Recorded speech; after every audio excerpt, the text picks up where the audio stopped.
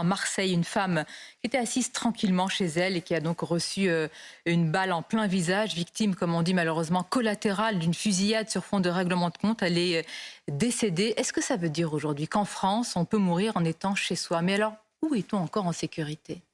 Ça veut dire que le trafic de drogue qui gangrène certains quartiers de nos grandes villes s'accompagne de son lot de drames, de morts.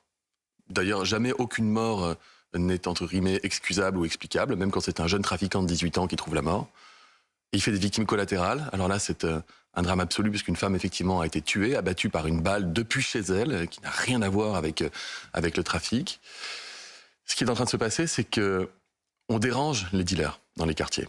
On mobilise, vous le voyez, les CRS 8 dans les quartiers des villes. On mobilise, on ajoute des forces de police. Il y a une lutte qui est acharnée contre la drogue et contre le trafic et qui s'accompagne parfois aussi de réactions vives des dealers où parfois ils se répartissent entre eux le trafic avec son lot d'armes et de décès. Mais personne ne doute que les policiers font le travail. Non, je sais, mais imaginez vivre dans un quartier qui est gangréné par le trafic. Vous avez des enfants, vous emmenez à l'école. Vous allez vous-même sortir de chez vous pour aller travailler. Et votre cage d'escalier, elle est remplie par des jeunes qui font du trafic. Vous demandez l'autorisation pour pouvoir monter chez vous quasiment. Ça, c'est interdit, ça c'est impossible.